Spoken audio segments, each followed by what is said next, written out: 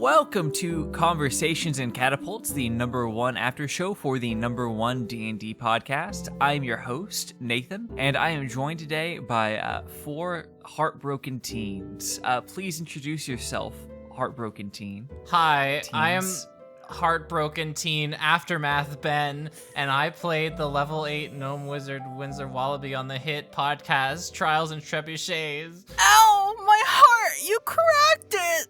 It's me, Kharla, and I am part of this TV show. Wait, no, podcast. And I play the Integrity Idleberry of that podcast. Hey guys, I'm fine. I'm really fine. My name is Sarah, and I play Mira Marchand, the level 8 half-elf bard. You'll be fine. I want to throw roses onto the stage, please. That was all of my emotions went into the episode, so I'm just gonna say it very generically. Hi, my name is So I get Sam. nothing. So I get nothing on Conversations in Catapults. Is that what you're telling me, Okay, Sam? good. Hi guys. My name is Sam, and I play the level 8 human sorceress, Sarah Cinderman. It's That was, good to that be was here. a very subtle kind of heartbreak on display right there. That's the Sam way, and it fucking Sam way. rules. It's true. Oh, gosh, it is so good to have everyone back so soon after the last recording. It feels like we're still very fresh on all these CNCs. Totally. So, Minty fresh. Like a salad. like an speaking after-8 dinner mint. of Speaking speaking of minty fresh, Artis was able to finally be introduced to all of your Yes. parents. Yeah, how do we all feel about those introductions? Artist is a disaster of a person, and my God. was awful at it. So I think it went fantastically. I adored that. Just Artist having no clue how to talk to the Marchands, being so shitty at it, being especially shitty at talking to the Idleberries. I thought it was fantastic. So Like, we've bad. That never- was a train wreck. If I think about it right now, I don't think we ever properly saw artists interact with another adult before. It's always been above the imagination, creatures, or he gets kidnapped and we don't see how he interacts with anybody before we rescue him. So we haven't really seen it before, and I'm very happy that this is the first time that we've seen it. I think the only other time was when Alma was just fucking chiding him for not taking care of his prosthetic fingers, which is also extremely Artist. Yeah. Or it's when he got drunk over at Elric's. True. Bad at talking to other adults, just in He's general. super Yeah. But we didn't Artist even get to see it all sucks. then. He just kind of fell asleep in a chair, and then I was like, you know what, we're gonna fucking braid his hair. Yeah, you did miss the real fireworks. I feel like the lie that we made about him being sick kind of benefited because the social awkwardness may have just been oh, he's still sort of recovering, so Yeah. we'll play that off. God, imagine just being so awkward that your students say, oh, he's recovering from a pretty bad sickness, and it makes a lot of sense in a social interaction. I mean, Indumati doesn't want to go out and meet the other parents, so I feel like that would also be an instance of parents being hey, where's one of your teachers? And they'll be oh, she's sick. Yeah. Terminal illness. It only Oh my happens this time of gosh. year. It's the weather. She's self-isolating. All that God. pollen in the air, It's true. It's fall. Yep, all that pollen. All that pollen. All that isothyl pollen from the sweetling. You know all that pollen that hits right when winter comes around? Oh, Yes. It's that It's a wild pollen. cliff. It's got a very weird ecosystem. It's actually Mountain pollen. imagine someone being sick from the lack of pollen. they need it to function. That would be Oh, our gosh. question. Do you think he made a worse impression on any parents? Do you think he made Wildcliff seem worse after any of those? Or do you think he did a pretty good job of keeping it all together? I don't think he made Wildcliff seem worse, but I do think he made Integrity seem worse Yeah. for parents, which is Definitely, a form of fucking up. This isn't a wild cliff issue. This is an integrity issue. Yes. I am definitely embarrassed. You've just been slamming Tell me. doors. Been kicking doors. Is It's Integrity just- gonna get Artis back when you finally meet Fadan? Are you gonna be hey, by the no. way, your husband sucks. He's been a big nerd. Can't He's even just take care of got himself. behavioral issues. I just imagine something funny where it's oh yeah, so you're the one who kicks open his doors, and you're yeah, and you feel kind of down about it, and then she's perfect. Someone's doing it while I've been gone. I mean, I could honestly say he's been sad without you, so I've just been trying to make him happy, but it doesn't seem to be working. By breaking his stuff? I imagine okay, hear me out. He needs projects. Fidan is the adventurous type. I think at some point she has kicked to open a door. I imagine she probably kicked open the door to her office several times. I love that prerequisite for being the adventuring type just means that you kick down doors a whole lot. It's cool. It's just you need to fun make your way. entrance known. Exactly. Tell me, Ben, Winsler seems very nervous about everything coming up in his life. From the gala to the duel to Troil, now with your good buddy and Yogg co-creator, Kurt. Oh, what's his name? Kurt.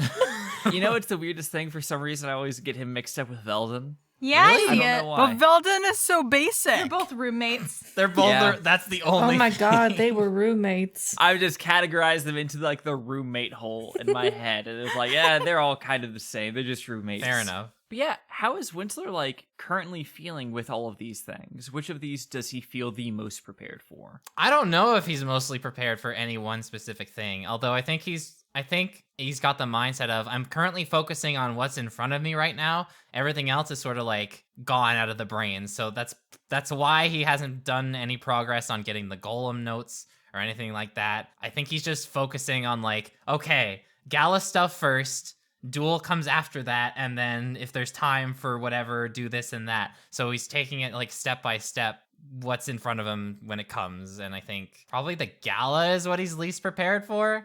Yeah, he just asked someone out without ever like really thinking about it, and now he has to measure up. Well, that and the fact that, he's less comfortable with dancing now than he ever was before. Aw. Yeah, how are you going to overcome not knowing how to dance for your first big date with someone? Freestyle. Yes. This Yes. is going to be a very good disaster clip. Like when we see what you do to Just go look- back, I'm going to cut this and post it when we see what big event happens during the gala. Ugh. Just look at the best dancer and copy them. That's easy. It's not as easy as you might think. Hear me out. Get magic. Use that magic to make it look like you're dancing really, really well, but you're just standing there. What if we use my invisible hand and like Serenif tells me what to do, and then I will move your leg for you. That's perfect. What? only one leg though. I feel like that's more trouble than it's worth. Yeah, that's going to make this way worse. No, it's like experimental dancing. I think that Charlotte's gonna love it. Why not just attach strings to Winsler and like guide him with like a fucking puppet from the rafters? Why don't you? that Good would work, idea. except we all have to be at the gala as well. Dang it. Oh, God. Speaking of big events that are happening at the gala that we're not quite prepared for, Sarah. Hi. Mira did some songwriting Uh-oh. Yes. with Elric, which I thought was very funny that she has finally broken on helping out with this big event. It's true. She's agreed, mostly because if he did the fucking Adeline song, it would be an even worse disaster. This is harm reduction. And so Mira has written a song for Elric, aka I, Sarah, have written a song for Luke to have to sing as Elric, which I am so delightfly excited for. I cannot wait for this moment, both as Sarah and as Mira watching behind eyes on her hands on her eyes, behind eyes. There's an expression. Like you cover your face, but like your Peeking fingers are between open the to like eyes, peek peeking through. between Yeah. the fingers. Yes. Yeah. There we go. I got it. I love to peek between my eyes. Oh, I yeah. got What is her songwriting process like? Because this is the first time that we've seen her write an original. Is that right? Yeah, well, we've been told about them, but we have not seen her write them. I think that Mira's music generally tends to be much more narrative.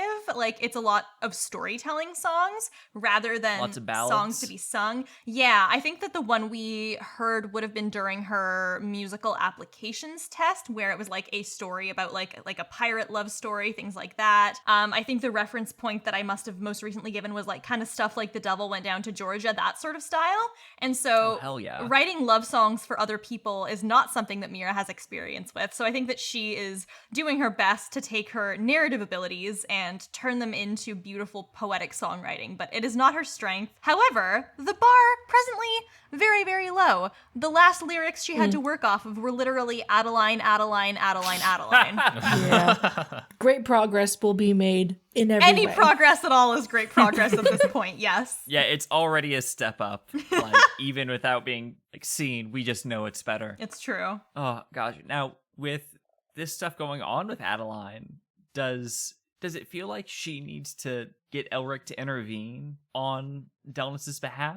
I don't Like- think that Mira is particularly confident in Elric's ability to do that, and I do hopefully plan on Mira having some kind of conversation with Delnis that, even if it's not explicitly like, hey Delnis, I think your mom's a lich, because Mira does not think Delnis would respond well to that, even something like, hey, what with the like Shiora stuff going on and the Ascendant stuff, if you are offered these kinds of promises, you know, please be skeptical of them and don't lose yourself in this. And I think Mira does not necessarily think that Elric is going to be the one to do that, because Mira is aware of how Delnis views Elric and how Elric tends to conduct himself, and the fact that they are not particularly close and Elric does not really seem to understand Delnis. But I do think she sees it as a necessity in general. I see. Interesting.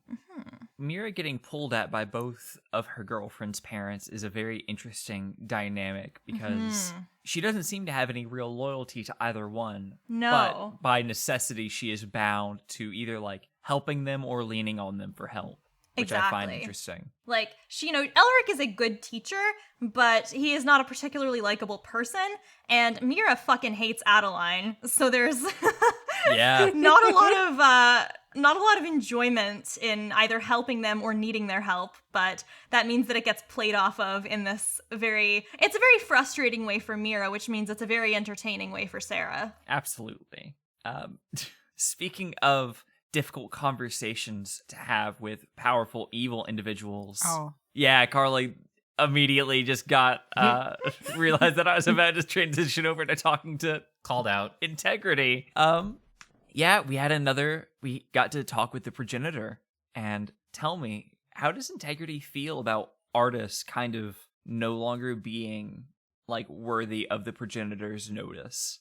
I think that there's like a sense of relief there, knowing that he is not as dependent on having the orb with him anymore, in order to just like live. But at the same time, like, I don't know if there's any other benefits that he could reap from that, because I don't think Integrity also knows the benefits that she can reap from this, because like there's like that sort of like distrust with the progenitor, because like what if I wish for something and you twist my words and give me something that I actually don't want?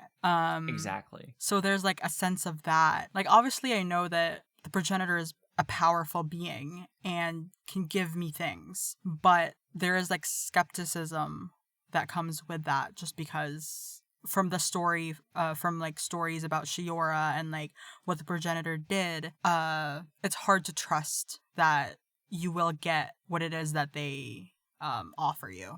Now, if Integrity could just get like, or could just make that wish now, what would she be wishing for? Like, let's say that if she doesn't have to worry about it being twisted around on her, like, what is her greatest desire right now? That's so hard, because like I feel like the easy answer is money, but then Integrity is too prideful for that. Like, she wants to make that money herself. Yeah.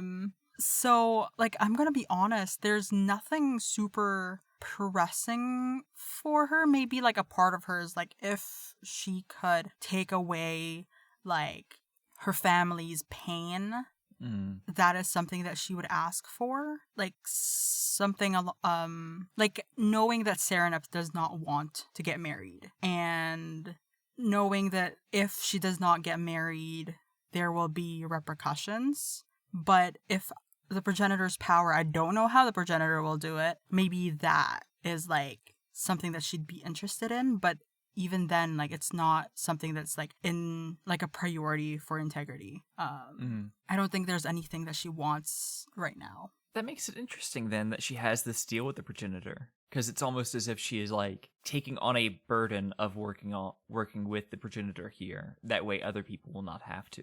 Yeah, like even like getting the orb. Right. Like I could just leave it down there, but the risk of someone else getting the orb. Yeah.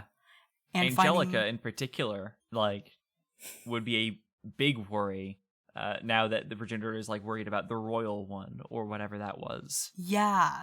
So there's like a part of integrity that does not want another person to have to go through that. And also like if someone gets it, that's another person that the progenitor will constantly berate integrity for to kill or fight in order to get that orb. So if there is a possibility for me to get that without having to hurt anyone and protect some random stranger, maybe not a stranger, from that, she would do it. But it is not like integrity is thinking about what will happen now, like if having the 3, like what will happen then. So that's my answer. My answer did not make sense, y'all. No, that made a lot of sense. sense, TBH. It made a lot of sense Like, to there me. was stuff that I think hadn't you're even good. thought about with regards to, like, yeah, if somebody else gets the orb, the progenitor is going to be, like, asking you to kill that person. Like, that had not occurred to me. That's so smart, Kharla. Yo, off this person, please. I don't wanna Like, kill imagine another having person. to constantly deal with that. And that was the thing with, like, even artists, too, right? It was like, oh, you should kill Yeah. artists. You should kill artists. I don't want to kill artists. Let someone else Yeah. kill artists, but a long, long, long time from now. I mean, technically, artists already died and then came back, so we're Do fine. you think that when Artis had the orb in his possession, the progenitor prompted Artis to kill Integrity? Oh, Oh, 100%, definitely. right? Ooh, yep. Jeez. Like I So, like, not only... No, please. Oh no. I'm just like saying like I am constantly cognizant of Faramel. If Faramel's like you know, like if Faramel finds out this one person has a 3, makes the job easy for you. Sketchy little creep. Yeah, a part of it is almost like it seems like, you know, Faramel is probably going to swoop in as soon as you get all 3 together. Yeah, it's like, oh, I only need to take them from one person. Cool. Yeah. Exactly. So there's like this thought of like, should I keep it all to myself or share the burden? But I don't want to share the burden because that's like, who will I share the burden to? Like, I don't want to be that person who's like, hey, have a difficult time with me, please. I'm suffering. Suffer with me. Like, So here's a weird. It's a shame that the bank in Nebulosis doesn't exist, because wouldn't one of those vaults have actually been the perfect place to store an orb? True. oh true. god, yeah. would have, Just yeah. stick the orbs in a safe deposit box. Yeah. You know, before the destruction of the Exactly. Spire Nebula. Well, So we It's can keep fully one rebuilt. there, one in Barney's big bag. One of them goes at the bottom And then of one of the pits. Part of me wonders if you could probably plunder the ruins of Nebulosis to get a remnant of like a vault or something, like just a portable one. Ooh. Carla, you joke, but that made me think about like putting the orb in a bag of holding and then like disposing of it, because that way like it's stored in another plane. Other people who like are not aware of the orb can't like access it. Literally just like fucking trap it off somewhere. Make sure that no one can use it. It's true. Okay, we've Like solved that entire get a thing. bag of holding, throw it in the bottom of the ocean, literally. Then put it in another bag of holding and create a black Just put it in hole. Integrity's like boot. Yeah, that thing is like no one's ever gonna see that again. True. So I have a fun little what if question for all of you. As in, like, what if your characters weren't going through so much right now? Like, let's think about the fun school stuff that they would be up to. Like, if you all had to do big dramatic proposals to someone to get them to come to the dance for you or with you, who is your character asking and how are they going to do it? Ooh. Probably Delmas. Are you sure? I've been thinking about it, and yeah, I think if Mira had to ask any one person to the dance, it would probably be her girlfriend. That makes sense. Is Mira just kind of doomed to these dramatic proposals for the rest of their relationship? Because Yes. she started Delmas off with the big now one. expects them. Yeah. Mira's like, okay, I thought we were just gonna like have a casual conversation, like we're dating. I thought it was like established that we were going because we are dating, but no. Delmas No, the will reason- not rest until she gets that public proposal. The reason why Elric is like this is because he's been trained by Adeline for so long to be treated that way. He It's is like, true. all right, it's got to be public proposal time right now. It's the way it is. Aww. Oh. Now I want to know what the relationship was before the whole lich thing. Well, the fact that Elric still has like Adeline's lamp is so interesting to me. The fact that she has not been like, oh, I'm gonna take this back or like give it to somebody else. There's something oddly heartbreaking, I think, about the fact that he still is able to keep it. Correct. Like, I feel like there is a weird, and it might sort of be a cynical sort of trust, like, oh, this guy's a total rube. He still loves me, so he's not going to do anything with this because he's an idiot. But I still feel like that is a form of trust that's a little sad. Perhaps she knew she was going too far, and Elric was the only person she knew she could trust to keep it, and maybe that's sort of like the last remaining tie that she might have is just like, he has my phylactery, you know, something goes wrong, he knows what to do, yada yada yada. Like, even that quote that, Ouch. like, why else would she give it to me if there's, like, no intention? And I was like, It's so "Aw." heartbreaking because it's like it's also such a romantic gesture to just give like if your A piece of biggest weak yourself. point is like something you can give to someone else and you're like putting it in their hands. It's such a vulnerable moment. Delicious. It could be just a cruel way that, you know, Adeline is like showing her love, but it's also really fucked up. Yeah. I'm gonna cry about But this we were tonight. talking about who we want to ask to dance Yeah. this. Oh, We right. were talking about promposals basically. I think obviously Serenoth would ask Philip to the dance. I don't see why. I don't think that there was any sort of big like emotional revelation Oh my God. that would make us Yeah. But like I on a whim, I really think like if nothing crazy was happening, that maybe there'd be a shot there. I don't know. Oh, you're not going Like- with anyone? Oh shit. I don't know. I think I'm gonna tell a secret right now. Ooh. Because she doesn't know what was going to happen at the gala. Like I don't know if like the prince was going to show up or if it's just going to be her parents. But during the dance class, it was going to be like a very casual invite of like, hey, you know, like it's been a while since we've like gone to one of these parties together. Like, did you want to go with me? Like that kind of thing. Like, obviously not wanting to like push like it's a date, but like more to push like I want to show you that this is like not changing anything. Like I still care about you a lot, like that kind of stuff. Yeah. But then he was like, no, and I was like, okay, cool, let's go practice dancing, guys. Yeah, actually, no, it does change a lot. Dang. Yeah, Winsler, Ben. Wow, I usually reserve that Well, howdy. honor for only shit. Kharla. But no, I was going to ask Ben. Tell me, like, if Winsler had known Caroline, like, is he the type to go for a big flashy proposal? Because like we haven't seen him in a romantic aspect for 150 something episodes. All of time. So it's fun to learn about like what his dating habits are like. I don't think he would be big and flashy about it. I think he would just be like straightforward and to the point. Because I don't Like think he he truly was. like understands that concept very well yet. So I feel like if he liked somebody, he would probably just say, "Hey, I like you." Give him a kiss on the cheek just very suddenly, yeah. He can't reach. He can't reach. Aw. Yeah, he can't reach. But yeah, I think he's the type to just like go for it, you know. That makes sense. Kharla, who would Integrity ask to the dance? And why is it Murandine? Oh my god. Apart from like my siblings, like if it isn't like supposed to be like a PR answer and I can choose like whoever. PR answer. Integrity's in pageant mode. Oh my god. Well, okay. Here's the thing. Like there's like the struggle with like like I don't know if I am able to speak. This might be super weird, but like I feel awkward to flirt with my boyfriend. Like so like if I ever get like a romantic like crush on the podcast, I don't know if I'll be able to handle it. Oh That's so cute. That's so cute. Like your brain would just implode because it's like I'm flirting with my boyfriend, but I'm also flirting as a character with a character, Yes. and it's like too many layers. Yes. So Wait, do the listeners know that y'all are dating? I don't just think they realized do. that might have never come up on the show. I think Welcome it's to never the come up podcast. officially. If they haven't been able to figure it out by now. Yeah, right? Yeah, I think there have been conversation of like you guys like living together, so like put 1 and 2 together. Wait, I thought they were just roommates. And they were oh my god, they were roommates. And they were roommates.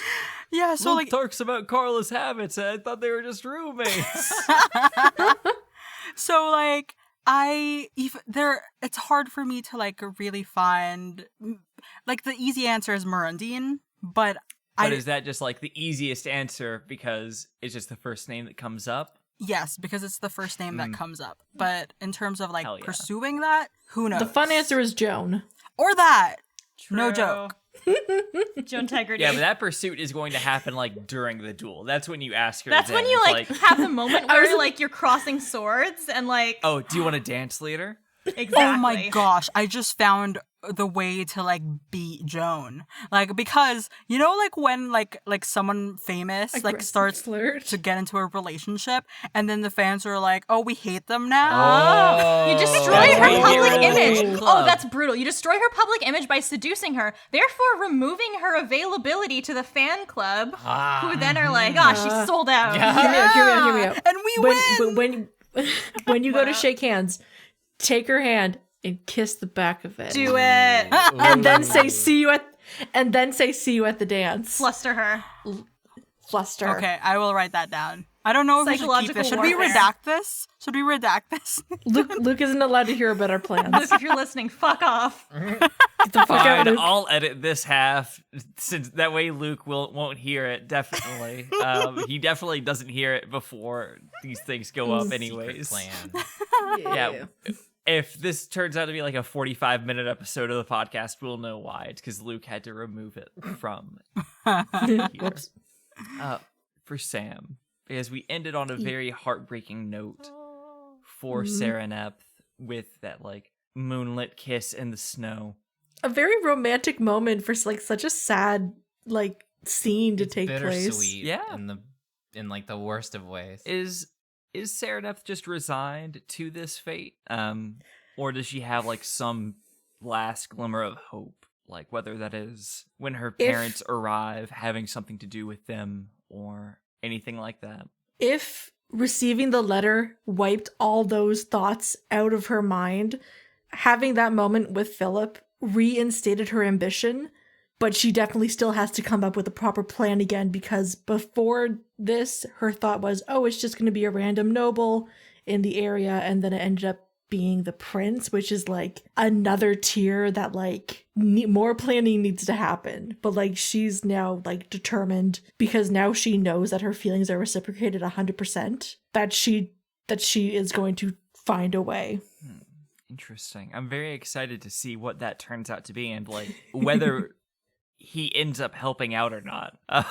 I mean, like, what the description that we have of him so far is like the whole thing about like he like gave 100 gold to a bunch of people who were begging on the street because he didn't understand like some kind of like societal like setup or like just didn't understand like how much money that actually was. It gives me some hope that however this was set up, like he's as much of a unknowing participant as Serenep was. And hopefully that means that she'll be able to like talk to him and like have him like see from her point of view. Like I think the first step is like trying to find a common ground, negotiate, discuss outside of our parents, and hopefully find something there. And maybe trying to like find someone else to like take her place of like, oh, you oh, like they want someone like this to be your wife. Like, well, like what about these people? Like maybe other people in the court who like want to go, like who like are much more into this sort of idea. What about Karina? Karina is also very against it though. I wouldn't do that to her.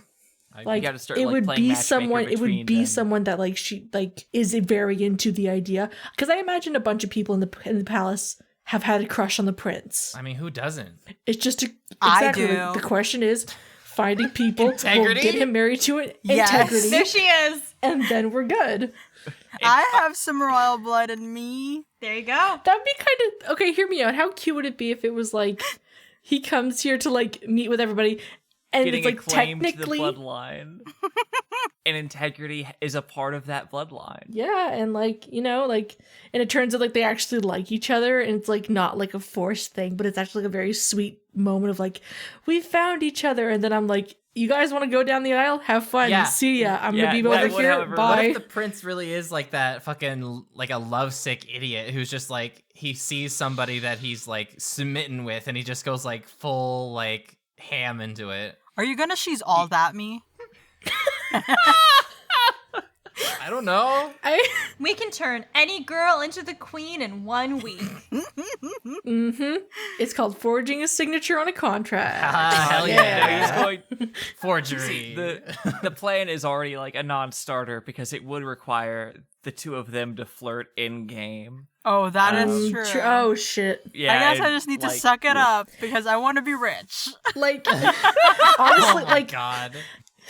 because obviously, like, you don't want to go like behind someone's back. Like, I think the main idea is like talking up people. Oh, like, did you know about these other ladies, like from the palace, like blah blah blah, and like how like nice and like, oh, look at all these like cool talents they have. Like, oh, wouldn't they make great queens? Like, just trying to talk up other people besides herself to be like, hey, I'm not that great, and like my parents obviously went through a lot of work to try and get me into this position. So clearly there's something wrong, right? Like, you don't want that. Like, Now, does she have a backup plan for if the prince is actually like, oh no, I wanted you specifically? Like, it's that one, like one of those kind of moments. Because like being a well-meaning Yeah. idiot doesn't mean that you aren't a part of like the structure that is, or the system that is causing problems right now, and like thinking it's okay. I don't know. I like. If Sereneth is going into this with the idea of like, no, I need to find someone else for you, and he's like, you're the only one for me. There is no You're the backup one that plan. I would want. gag first. Like, ew. But like, The one that I want. I think I think it would be. You don't have to have an answer for this right now. I'm just telling you, be worried, be ready. Yeah, but these questions are helping me think of different Sam. solutions to these things. So, hi. Have I told you about the great spell called clone? Oh shit. Did you know that I Hear have me a out. twin sister? Who's exactly like me in almost every. Hear yeah, me maybe out. you've What heard if of her name is Ava Redding. Oh my god. Oh my god. Oh, Here's shit. what you do. You get another polymorph potion and you find somebody else who wants to marry the prince. You just like fucking switch lives with them. Go interview Angelica. Ava. Find a random fucking commoner, give them some like etiquette training, fucking princess switch them. Easy. You do if you do that, you Perfect. could And get then I will be Vanessa Hudgens. you could get someone Do from you the want mud to be a flats to be queen? sitting pretty for you, no matter what. Here's how you do it. Hello, random poor person. Do you want to be the richest person in the world? Drink this potion and you can do it. I will steal your face now. This seems like a fucking All right. scheme that a merchant would just like show up to your front door and like offer you like at face Just value. talk like this. and I think change your the main outfit. thing is like I have to like meet the prince first, because obviously like we don't know what Yeah. he's going to be yet. That's true. like- It's all a What non-starter. if he's hotter than Philip? Oh my! Serenep never fell in love with Philip because of his looks. It was his heart. Literally, it was like, yeah, like And his looks are 'cause- pretty okay, unremarkable. Okay, like I find it difficult to romantically relate to someone else based on their appearance, if that makes sense. So like I can't imagine how it would work playing a character who does. So the best thing I can do in that case is like go based on how I deal with that kind of stuff, which is like it's very much like what kind of person are they? I guess that makes a lot of sense. Now, this is just a fun thing that I thought of in the moment. We don't necessarily have to do this, but I wanted to poll the room, see if you did have to pick one NPC to like take Serenep's place to become the new princess of the land. Who is the best candidate to be that person? And I'm gonna say hard mode, no Syndra. Fuck! What? Why not? I was gonna say Syndra! Yeah. God Say damn hello it, to the damn lowest it! World. rude. I Yes, Sam? have a thought. Now this also goes on the fact of like if it's going to be a queen or a queen consort, like if something happens, would they take over and do everything? But, and hear me out on this, Bailey Blue. Oh my god. No! He's The going planning power committee of the trip. entire world. I Holy think, hear me out. Because the vibe I get from Bailey Blue is very much like a strive for power. But what do you do when you get that power? You kind of just chill out. Not That's in my- Bailey Blue's case. Nor historically. Bailey Blue would like summon the entire court and then pull up a scroll that would bounce all the way to the other end of the table and out the door Just of rules. what hear me of out. things that need changing. But like the wedding, like the marriage would be complete. Bailey would get like 2 months into this whole thing, and then he would be kicked out from being able to do anything. And then the marriage would get called off. And then I don't So have, your and I'm case already is gone. that he's going to be so bad at it that it will be called off and nobody will have to do it. Wow. Exactly. Damn. Galaxy brain shit. All right. All right. Like I it can happened. vibe with It's that. so bad that like the prince doesn't even want to marry anybody anymore. Like everyone's free to go. Turning someone off to the whole idea of marriage. Mm. That is a Bailey Blue feat. I'm gonna say Lucia. She's got a taste of power. Damn. She likes Ooh. it. Oh, that could be yours, Ben. I'm sorry. Yes, I was like, God, Lucia, and then you immediately said Lucia. Always on the same wavelength with these, Ben, and I fucking respect that about Oh you. my God. Yeah, she got her taste of power. She's feeling it. She's vibing with it. Finally, she gets to be seen. But I feel like even as the queen or queen consort, she sort of has that very unassuming face where if she wants to, she can probably just like put on regular clothes. Nobody would realize it was her, which makes her the perfect person to live any type of life she wants. She gets all the God. juicy gossip of the courts and just like uses it for blackmail. She can fucking do her queen shit, put on a disguise as a servant, walk around, eavesdrop into all the other people of the court, figure out the information that would fucking devastate them, and play with it. It's Yeah, the she does have perfect. some Lady Macbeth vibes. Hell yes, love that for her. Hell yeah. All right. We have Lucia. We have Bailey Blue. Any other ideas for a good potential future ruler? Is this just battleships? Battleships It's and, more like, about a royal It's thing. less about like the relationship dynamics and more about how good of a ruler they are. Or in my case, how bad of a ruler they would be. I've decided that I'm just going to start introducing impromptu games. God, this is so hard now. I know. I'm trying to think of like all the NPCs that exist. Pharamel, Artis. Salty. Oh my God. Queen Salty? Salty. Oh my Queen God. Salty. Salty has been on her queen shit the entire series, and now she deserves a crown. Ooh. I want someone smart. Like, We're sorry. running out of those really fast. Sorry, Delness. Mira, but Delness. Oh my God. Oh my god! I see it. For the reason that's like, Delness is like one of the smartest ones. Like, her heart is like always in the right place very often, I feel. And I think that, like, if like this prince is the kind of person who does listen to like his partner or like the queen or the queen consort, I feel like Delness would be knowledgeable and kind-hearted to rule the land and make it prosperous. Or she could become a Lich Queen. Oh God. In which case, iconic. Yeah, but that would make Mira a fun, like consort, like type, like poet character. The Which- muse. Yes. Oh, interesting. I like that a lot. Thank you very much, Kharla. Ben's having a hard Ben. time. I think I have something, but I'm trying to figure out how that would work. I want epic poetry of a Lich Queen. That sounds amazing. Okay, I'm gonna go with mine. I'm gonna go with this one simply because it's the only other one that I could think of and that I could probably make work. I'm gonna say Sylvie. Ooh. Interesting. I'm gonna say Sylvie because I feel like, you know, Sylvie's a very kind-hearted person, but she's also like not a pushover. And I also feel That's like true. in a scenario like that where Sylvie is queen or queen consort, she has like the devotion and the determination to like do as best as she can while also being as respectful and as kind as she can possibly be to not just, you know, her spouse or whatever, but to the people that she's like ruling over. Ruling over. It is interesting that that is your view of her when, like, I just can't stop thinking about Whiteout and the different pranks or dares that she had to do.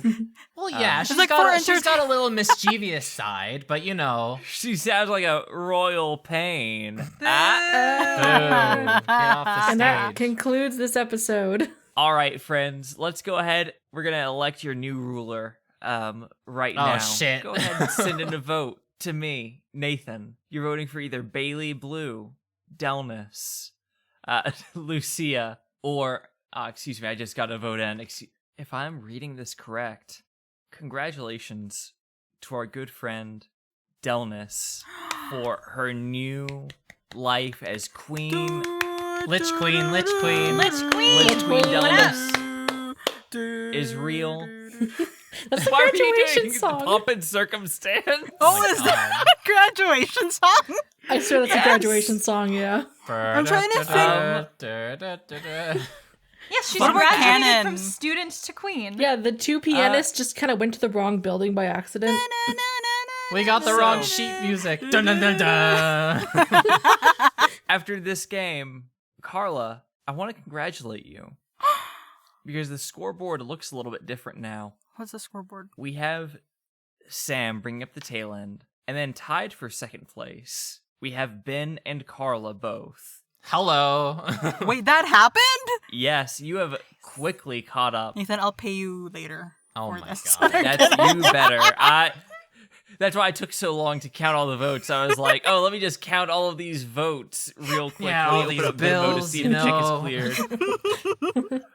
Well, thank you all so much for joining me on today's episode of Conversations in Catapults. I had a wonderful time, and I hope that you did too. Thank you for hosting, Dear as listener. always. Thank you. That was great. Thank you, dear listener.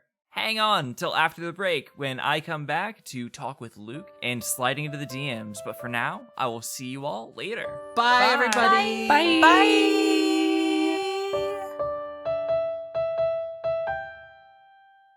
Welcome back to Slide Into the DMs. I'm here with Luke, the Royal Herald himself. Hello, welcome to. Oh shit, that's Keepsy-ish. Hello, Your default and is just Keepsy on this podcast. You know It that it's is, Conversations yeah. in Catapults, so you're just like, oh, it's Keepsy. That's the voice I do. Hail and well met. I am Luke, Royal Herald of the podcast. There we go. Got it. Nailed it. Great voice actor. Incredible. First of all, happy belated Valentine's Day. Thank you. What a perfect episode for Valentine's Day. I had the exact same thought while Yeah. listening to this. We one. just- oh, the snow-swept kiss, everything going on. It is just It's beautiful. It's so great. The dance between Mira and Apps Sarah. also beautiful. Incredible Mwah. stuff. We love Mira and Adeline. Philip, get the fuck out of here, dude. You can't Philip, even. get back in the room when you get a personality trait, buddy.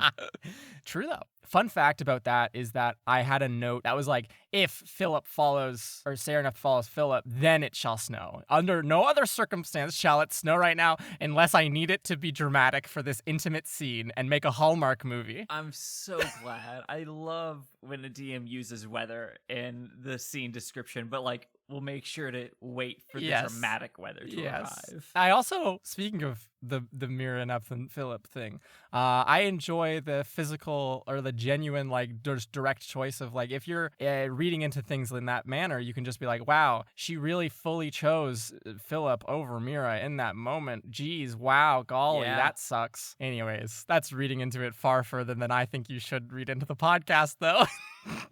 Luke was not looking to you, dear audience member. He was looking at me, the person who is like into Mira and Adeline as a ship. Listen, it's sunk. All right, I get it. It's what is it? What is theirs? Exactly. Phil and Epth, it is the common thing, but it doesn't really work good. No, it's pretty bad. Yeah, it sucks ass. It wasn't meant to be though, so no big deal. Yeah, Ferdinepth is pretty good. Wait, no, Ferdinepth? not Ferdet. Ferdinepth is not. Excuse me, scratch that. Nope, That nope, is nope, good. no. I That meant is so Ferdinepth. good. I really thought that the Royal Herald was going to be the prince in disguise, Oh. and I'm still expecting that reveal. Interesting. So, Yeah. if you want to Yeah, steal I'll that hold one, on to that one. Feel free. I haven't. Luke. Yeah, I have some notes about that Royal Herald. No one's taken the time to speak to him at all about who he is as Yeah. a person, or try to dig past that layer, and that makes me a little bit sad, but it's fine.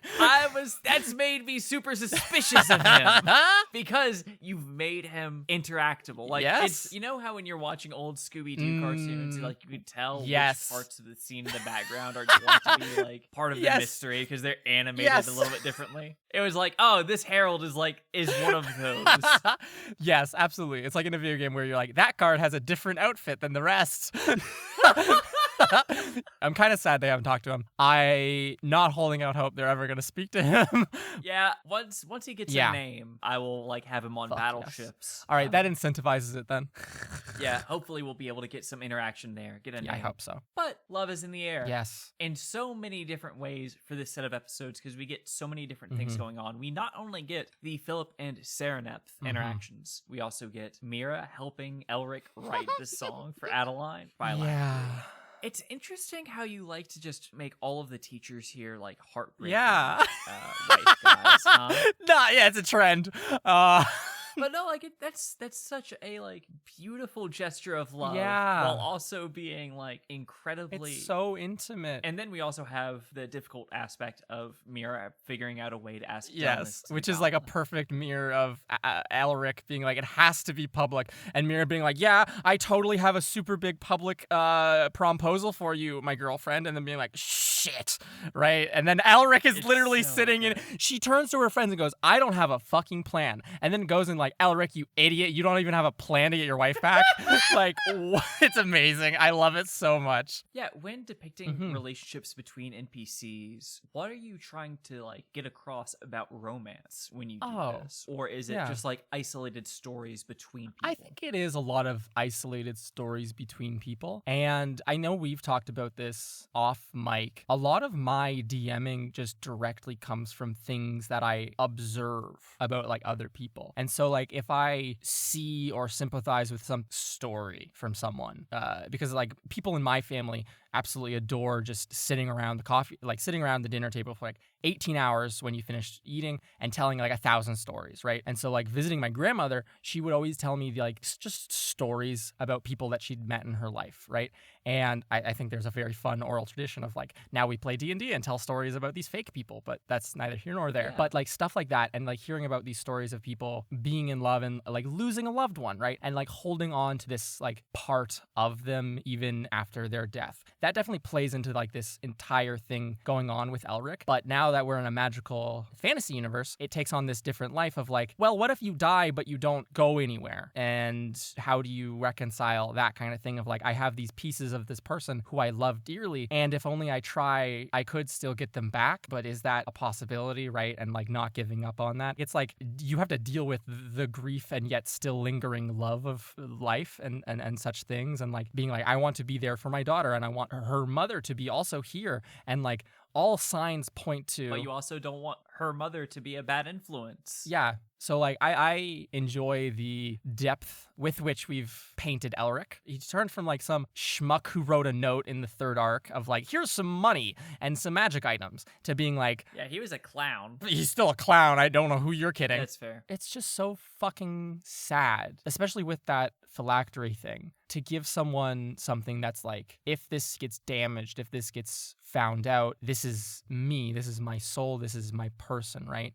And so if this goes missing, if this gets destroyed, if it gets lost, I'm dead. So it's essentially like, I am entrusting my immortality upon you, right? Yeah. And then to see back in Scandal, it becomes so joyous now when he gets this moment of like anger, of complete like, I have nothing left. Like everyone knows that I have nothing now. He just goes to the basement and stares essentially like at the beauty of his wife's soul stuck in a lamp far away from him. And it's like, I just love that. Yeah. It's his most prized possession, and it is only valuable to him and to his Yeah. wife and to anyone who might want his Yes. wife dead. Which Who knows? How many people that knows? is. Yeah. God. And just as like a secondary layer to this, if you don't read it in a way of Adeline doing this in an altruistic or just a loving fashion and genuinely just doing it as a strategic maneuver, if she goes in public and tries her best to publicly humiliate this man as much as possible and like deny any involvement and just ridicule him and just be like, he is a little man who means nothing to me, and like in a convincing manner, you would never suspect him to be the caretaker of her phylactery. There's also that read of it. And he's also just the fact that he is hopelessly devoted. Yeah. Where like nothing that, she could do could actually like Yeah. separate him from it is an incredibly saddening thing in a way. Well, I think we all have stuff like that where you have such Yeah. strong attachment to it. It's almost a combination of nostalgia and then just like a very pure romantic love. and just like unfaltering admiration. Mm-hmm. It's too real for Elric. Like, bro, like you can't be doing this to me. Elric, please. Get out of my head, Elric. Look, you're the one who made him. I know what you mean. You're the one who did this to us. No character could exist in this podcast and like exist in more than 7 scenes before I'm like, all right, time to make you sad and like have no partner. I was sitting here thinking like about which adult relationships have we seen that have been like happy, because we have Elric and Adeline, which no. Artis and Fudan, absolutely not. Alma has a bunch of dead partners. Yeah. The Marchands are together and happy. Yeah, the Marchands, Idleberries, the Wallabies, the Cindermans, maybe? That's a stretch. I mean, they're together. Yeah, we'll get into it shortly, I think. I hope. Oh, boy. Yeah, how do you feel like setting up something so much with a herald and now knowing that you have to deliver on it? I feel like setting up the herald as such a overwhelming presence means that when the Cindermans come, I can be a lot more low-key with them and still maintain that same feeling, right? Because if this guy showed up and set the tone for what the Cindermans bring, and he's like yelling and trumpeting and making a big scene, so if the Cindermans show up and are a bit more calm and cool and collected, as they will be, like if as Serenep kind of like is in noble mode, right, and are just cutting in this way, I think they'll have a good presence, and that's what my aim was with the herald, is like adding some levity and also setting the stage for like their presence in a way. Interesting. I've really enjoyed seeing all of the parents come on screen, especially with artists showing up in 159 and like having all of the artists and parent introductions. Tell me, how far in advance did artists have those planned out? Was he like thinking those over in rock form? Or was like that just like that? I think artists had ideas like probably before Isithil and stuff like that, of just preparations and stuff like that, of like, oh God, what am I going to say to these people? Particularly with the Cindermans, right? Like having something well thought out, and especially with the Marchands, because of like sending a 1-paragraph note to Mira's parents about like, hey, this is what happened, and then like nothing else the entire year essentially. Does Artis have like a -3 to charisma? Artis, I would have to check his stats. I do not think he has any positives to his charisma. No. Good. I don't think he has positives to anything other than intelligence and wisdom. You know, that's what happens. Jesus Christ. You know, people like to think that Artis was the one who was building the crib, and like, have you seen this man do anything skilled like that in your life? God. I really enjoyed those interactions with the parents too as well. The Idleberry one, or the integrity one, I don't know if it's obvious what I was like getting at when he was like, she withholds a lot of information. There's a piece of information that Artis knows that Integrity has not divulged to him, because he's been in Serenep's pocket for the entire time, which is, she's a warlock. They went to get Keepsy, and the word warlock was shouted about a bunch, so I'm sure he very clearly understands what's going on there. And additionally, if you recall back around the episode 60s or so, after Isithil, Integrity just pocketed one of Artis's orbs, right? And then tried to hold on to it for a little bit before finally just giving it back to him. And then like right at the start of Shake and Break, she's like trying to apologize to him as they're like walking into Nebulosis, and that's right when they get pickpocketed, right? And so you're right. This kind of like through line of like, she's a bit too greedy with some things. Mysterious. Yeah. So that was definitely fully thought through. And then the Winslow thing was kind of just like on the spot of like, he's good. He like, I wanted to talk about how, I don't know how you would do this, right? That's the struggle of like, you can have this talk about like describing someone as if they are a friend, but it's more difficult to have that conversation when they are your student and you're trying to describe that to their parent, right? So if Artis was like, yeah, he's totally emotionally comforted me like 2 or 3 times, and it's like, he's a rock, right? How do you say that to someone's parent without being like, wait, why is my son emotionally comforting you, the mentor, right? I don't want my son to be doing this. Like, no, it's interesting. And also I wanted to like check with you how you basically had a bunch of scenes, one right after the other, of NPCs having to talk to NPCs. Yes. Which is every DM's favorite thing, is to like sit the players around you and then like hold your action figures up next to each other and say like, watch me play with these real quick. Yes. Any tips for newbie DMs on how to like handle those types of situations? I think you need to stick to your fucking guns, because it's way more fun it if the characters act completely and wholly as characters. If you are gonna make two characters talk, let them fucking talk. Do not, like, there's a moment where I could have just let, like, Artist talk to Integrity, and Integrity kind of talk to Amaret, and Amaret talks to Integrity, and Integrity talks to Amaret in, like, the Idleberry scene. But instead, there's this, like, triangle of speech going on where, like, Artist is talking to Amaret, and then Integrity's kind of butting in, and they're both kind of addressing her, and then going back to addressing one another. And then Artist is like, well, it's not that bad. And Amaret just, like, goes from being like, Integrity, you're fine, I'm proud of you. And then she's like, you shut the hell up, dude. Like, you've done enough. So, like, something like that is like commit to the actual conversation. And like, it's really scary, at least for me. Yeah. But like, you just need to, the same way you would just play, as if another person was playing that character, you just need to like play, and you'll get better at switching. And like, you might not do a good voice. I fucked up Emma's voice every single time I spoke as her, but like, you just gotta God, keep I'm so bad going. at Yeah, voices. it makes it more fun. Than like, It does. if you can have, and I think this is very evident over the last year of the podcast, of if you can switch between NPCs talking to a character, it can make for some more dynamic and quickly paced stuff that would otherwise take a while to get through. I think the players like it. I like it when my DMs do it. Yeah, and like, thank you.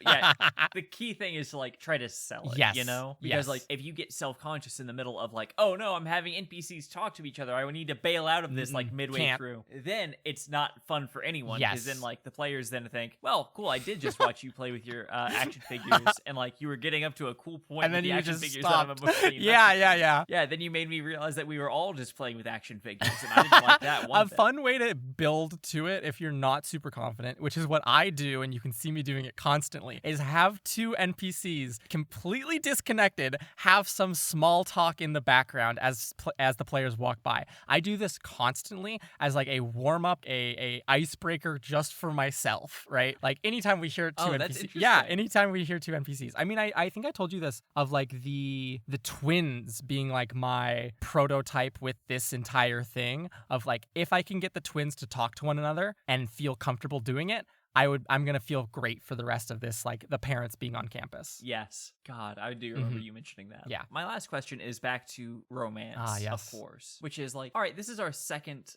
romance, and then we also have Winslow's Yes. going on Yes. as well, beginning right away. So like, we have one relationship that is deep in the trenches of like going steady, and then we have one that has just reached its climax of like the big confession and kiss. But now we have to like figure out where they go from here. Yes. And then we have the one that is like building Yes. up. You know, what could this be? Could it be love, or is it just a summer fling or winter Yeah. fling, as it were? So tell me, what steps do you take to ensure that each of these are distinct from one another? Because I assume a key thing is like, you don't want any players to feel like they're just repeating the steps that another player That has is done correct. before. Yes. I think that would be dissatisfactory. I think that would be like a disservice to my players and the listeners, but mostly just my players. Most of the time, most of the stuff that goes on in this show is just for the players, because if I focus too much on the listeners, I would have less fun. Sorry, y'all. It's just how it is. Get fucked. But yeah, it is this difficult thing because it's like Mira and Delnis had this slow build to this like very dramatic peak. And we've just been at that level and coasting and having these little bursts of things. Like there was a genuinely like heartwarming scene in 159 where Mira's like, I want to message Delnis, and it's like, hey, I love you. I hope you're having a good day. And it's like, wow, that is like so sweet and nice, right? Like it's like great. It is. And it's also, we've been able to see the very first meeting to where they are now. Whereas for like Philip and Serenep, they have a history that we have never been able to see. It's this implied history and obligation that has kept them apart, which I think we get at in the episode of like, I wish I had just said something years ago. It would have been that easy, but it wouldn't have, just to clear that up. And so like with Mira and Delnis, it's like, this is inevitable, right? These are two planets coming crashing together. It is inevitable that this will happen. And so like playing on the dynamics there of the slow burn romance is just like, it's fun, right? Oh, will they, won't they? Right. And like having these dramatic tension moments, and it's like, oh, this is great. With Serenep and Philip, we have this implied history. There is this tension palpable from early on about like, there's a relationship here. They're in Lightmere, and everyone's like, oh, do you have a crush on Philip? And she's like, shut up, right? It's always been this, and it is always wanting to be this. And Serenep wants it to just stay like that, and Philip doesn't. And he's done it poorly and slowly because other shit's been going on and I've been trying to focus on that. But there are these licks ever since he fell in the Polishurium. There's been these licks of something having changed for him. And I think that this is like a defining moment of that. He's not okay right now, right? Like I think of Philip from like maybe a year ago would have just silently moved on. But this Philip is like, this is eating the shit out of me. Like I can't fucking stand this. And it's enjoyable. And that's a different dynamic than we got with Delnus and Mira. It's more tender. It's painful, like a more painful love. A love more similar to the others we've seen in the show so far, of these two people that love each other and cannot be together, or a one-sided love almost even. Which is just scrumptious. Serenep following in that history of all the other people in the show who cannot love. Yeah, I like seeing that kind of forbidden love aspect between them, while also I think it's going to be a very good motivating factor I for fucking Serenep. hope so. This is how the noble one becomes a warlock, honestly. Like that's the path I feel as though is a very nice option right now. That whole spiel of, do you ever wish to rewrite the circumstances of your birth? Do you want to change one little itty bitty thing? Here's your chance. So, God. just a scrumptious moment for it. And then for Charlotte and Winsler. Yeah, that's another one that I'm interested in because we've gotten so little of the two of them, really. So I'm interested to see, like, if you have any big plans going on there, because we know that Ben isn't going to hear them. My thoughts on Charlotte and Winsler are they had a meet cute. This is rom-com energy. We're going rom-com with this one. Hell yeah. And it's going to be light, it's going to be flaky, it's going to be bubbly. If it burns out like a star, like in supernovas, so be it, let it happen. And we will feel the cataclysmic downfall of Winsler and Charlotte should they fall apart. But should they come together and join in a beautiful union of a relationship, shit's going to be codependent. In my assumption, and I can't wait for that moment when Winsler's like, hey y'all, can't spend any time with you because I've got to go with Charlotte, right? And it's like, sorry, can't do orb business right now, gotta go hang out with Charlotte, right? Like, sorry Kurt, can't help maintenance Yogg because you gotta go do stuff with Charlotte. I just can't wait. Oh yeah. Speaking of, also very happy you included Kurt showing up and being like, hey, Troil isn't going to be fun and games. We don't know how we built this thing without the book. Fun and games for Winsler. And then Kurt in the background has just been like losing his mind for the past 18 hours straight trying to track everything down. God, Winsler is the bad kid in the group project. Like, he's the one that you don't want. Yeah, I have confidence. I am so... I know that as a podcast, as an audience, as an audio medium, as a story, it might be lame to hear someone walk up to the edge and then say, oh, library's closed, I'll walk away. But like, this guy made a good decision. There was like bad things in wait in those archives. I was waiting for him to be like, yeah, I'll go walk over to the restricted section. And I was going to the Modron equivalent of putting him in a burlap sack and dragging him and throwing him in a river. And I was like, you made a good decision here, bud. Like, go ahead and walk away, right? I love just seeing that you just hide bear traps for Ben specifically around the narrative. It's because he does it to me. And I think it's what he really enjoys is just like, at any moment, things can go from perfectly fine to absolutely terrible.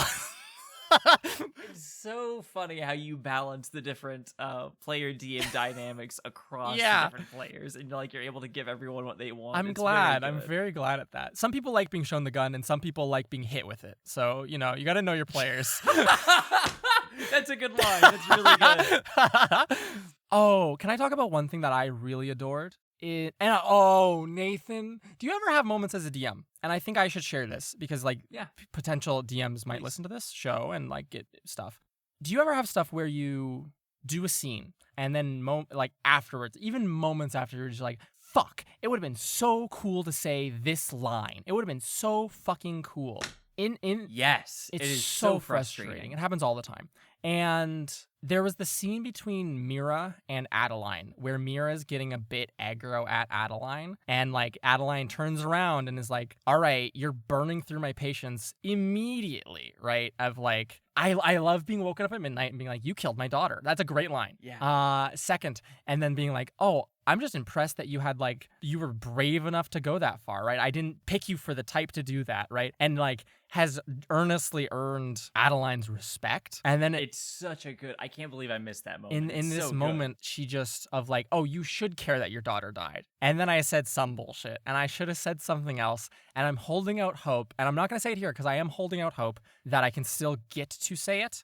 But just to say that scene was really good, and I'm enjoying how Mira's becoming. The more times she has like a encounter with Adeline, the more brave around her she feels, which is a dangerous spot to be in. I think is a scary spot to be in. It's Mhm. so scary because I'm like, just because you've survived this many encounters Yeah. with Adeline does not mean that like you're Yes. safe. The thing keeping Mira safe right now, I can say that, is that kind of shit wouldn't have flown if Mira wasn't of any value to the Lady of the Woods, right? Mira would be a dead body straight up, right? Or somewhere along those lines. I don't know if I would be so cruel. No, definitely I would, because there's means to an end. I've said it before. Death isn't the end for a lot of these kids. None of these students. So That is exciting. I think a dramatic thing to do would be for Mira to die. You should kill one of the characters. I know. Listen, I'm sorry, Sarah. I think it would be very cool. I if a think it would be character really died, cool and if I Mira think- died. I don't know. Mira has already lost an Yeah, arm. that's true. Like, Integrity here's the is one up there, because right now that girl's a bit unmotivated. This is Luke and the progenitor speaking. We got it. She doesn't have anything to lose. She's like, you can't fucking do shit to me. I'll kind of be like disrespectful and bratty at you. And it's like, that's not the way this relationship works, right? You do things for the patron, and the patron gives you powers, right? This is not like you get to pick and choose. That's Mhm. exactly right. I like getting to hear about how patrons work. Speaking of that, Speaking of how patrons work and how we love to do things for our patrons, pop on over to Trials and Trebuchets Patreon, patreon.com/Trials and it's Trebuchets. been just over a year, actually, behind the scenes at the very least, that Nathan has been on board with us trying to way. make this show. It was February 12th that we were like, hey, come and actually do this for real. And so now it's wild really to think cool, about. and it's been very fun. This show is like this weird version of therapy for a D&D group, and it's great. Yeah, we, after enough episodes, we saw Mm. people saying, these kids should get a therapist. And so then we got one just not for the characters. But yes, Patreon is where you can go and throw some money at us if you want to Yes. support us that way. But if you cannot afford to do so, Yes. totally understandable. Go ahead and toss us a 5-star review on your podcatcher of choice, like Apple Podcasts. Throw in 5 stars. And we need it to be 5 stars at the end of the day. Because anything less is nothing. It's garbage. All right? I'm sorry. But the ghost of Steve Jobs takes every podcaster down and says, listen to me.